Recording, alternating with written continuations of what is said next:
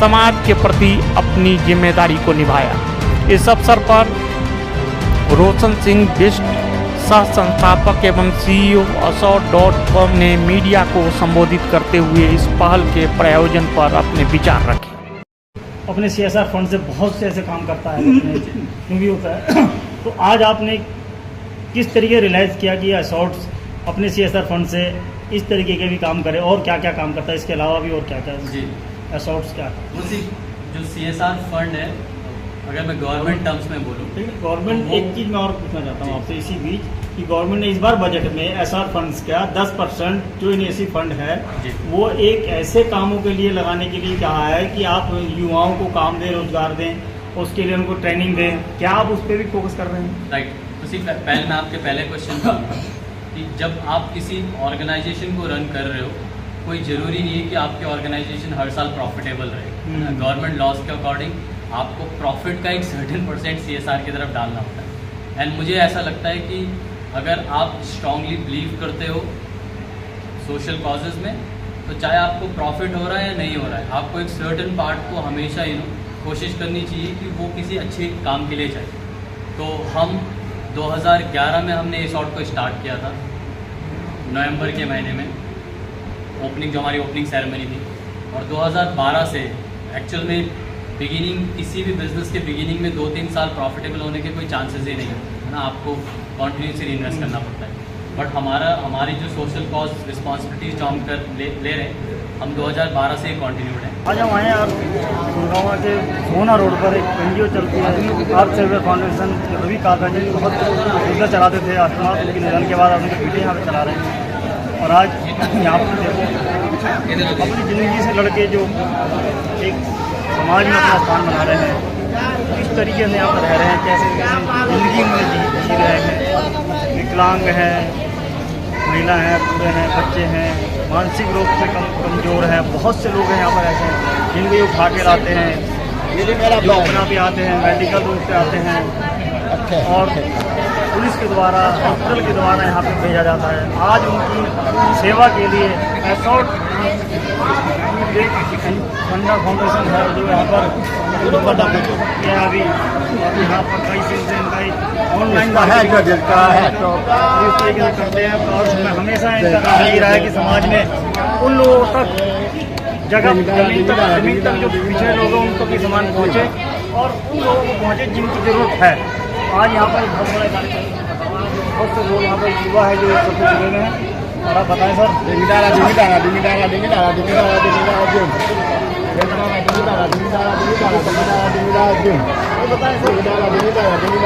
सब ये सब चीज़ें आए, इनको जरूरत होती है।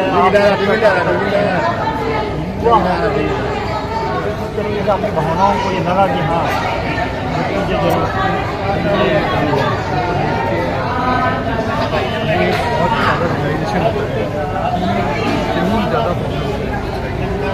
इतना ज़्यादा जो इनइक्वालिटी है कि अभी हम लोग तो पूरे सोच समझ सकते हैं, चल सकते हैं, कर सकते हैं। ऐसे लोग हैं जो अपने लिए अभी समझ नहीं सकते, उन्हें पता ही नहीं कि सही क्या है, गलत क्या है, उन्हें पता ही नहीं साफ क्या है, गलत क्या है।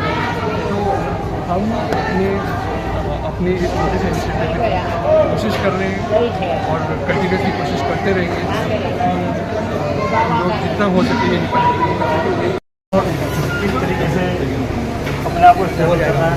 आज के कंपटीशन के ज़माने में ऑनलाइन मार्केटिंग का थोड़ा भरोसा है, थोड़ा नहीं है, तो बहुत बड़े लोग आए हम आज तक ऐसा पल्लवी जी का आज के ज़माने की मार्केटिंग कंपनी से कोई competition and to be honest हमने हमेशा इस चीज़ पर ध्यान रखा है कि ये शॉर्ट में हम अपने आप को पिछले साल से कैसे बेटर कर सकते हैं। हम हर साल बहुत ह्यूज इन्वेस्टमेंट्स करते हैं अपनी टेक्नोलॉजी के ऊपर ह्यूज इन्वेस्टमेंट्स करते हैं। बिकॉज आज के टाइम पे आप आर्टिफिशियल इंटेलिजेंस हर जगह आप सुनने पे लगे, तो artificial intelligence technology at the end that's what it is. And to sustain futures growth हर कंपनी को अपनी टेक्नोलॉजी पे इन्वेस्टमेंट करने की ज़रूरत है ही है। There is no other choice. And हम भी कोई उससे एक्सेप्शन नहीं है। हम भी बहुत सारी इन्वेस्टमेंट अपनी टेक्नोलॉजी के ऊपर कर रहे हैं और साथ ही उस टेक्नोलॉजी को यूज़ करके हमारे जो कस्टमर्स हैं वो हमसे प्रोडक्ट्स खरीद रहे हैं। हम ये भी मेक श्योर करें कि हम किस तरीके से अपने प्रोडक्ट्स को और बेटर क्वालिटी और अफोर्डेबल प्राइसेस में लेके आ सकें। और साथ ही हर ऑनलाइन बिजनेस, हर ई कॉमर्स बिजनेस जो है वो हैविली लॉजिस्टिक्स के ऊपर डिपेंड होता है। तो हम इस चीज़ पे मेक श्योर करेंगे किस तरीके से हम अपने कस्टमर्स को उनके ऑर्डर जो है वो फास्टेस्ट डेज में डिलीवर कर सकें। And I am proud to say कि हम राइट नाउ इंडिया में 27,000 पिन कोड सर्व कर रहे हैं और हमारा एवरेज डिलीवरी टाइम जो है वो 4.5 डेज़ का है। सर एक चीज़ बताया कि कनेक्ट होता है एक कस्टमर से, ये से भरोसा कायम होना चाहिए कि उसको ना तो रिटर्न, क्योंकि आजकल फंड इन सब की बड़ी समस्याएं ऑनलाइन मार्केटिंग में देखते भी हैं, तो वो भरोसा आप किस तरीके से बना कर रखते हैं?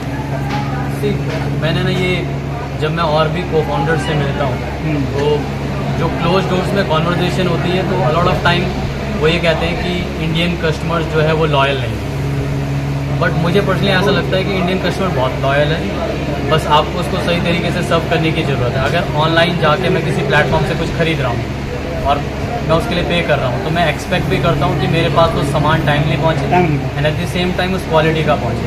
सो these are the 2 basic criteria. अगर कोई भी बिजनेस इन चीज़ों को मेंटेन कर रहा है, ऑनलाइन की मैं बात कर रहा हूँ, तो मुझे नहीं लगता कि उसका कस्टमर उससे डिससेटिस्फाइड होना है। आज उत्तराखंड से भी हैं आप, उत्तराखंड एक अपने से किस कनेक्ट करते हैं इस चीज़ों को, प्लांटेशन करना, इस तरीके से काम करना? आई थिंक हर ऑर्गेनाइजेशन को अपनी सोशल रिस्पॉन्सिबिलिटीज़ को फुलफिल करना चाहिए और इससे फ़र्क नहीं पड़ता कि अगर आपको अपनी सोशल रिस्पॉन्सिबिलिटी को फुलफिल करना है तो उसको बड़ा ही करना पड़ेगा। आपकी जो कैपेसिटी है, और सिर्फ मैं ऑर्गेनाइजेशन की बात नहीं करूँगा, इंडिविजुअल्स को भी अपनी कैपेसिटी में जो बेस्ट कर सकते हैं उन्हें करना चाहिए। Thank you. से डेली न्यूज़ online.in के लिए कुलवंत कौर के साथ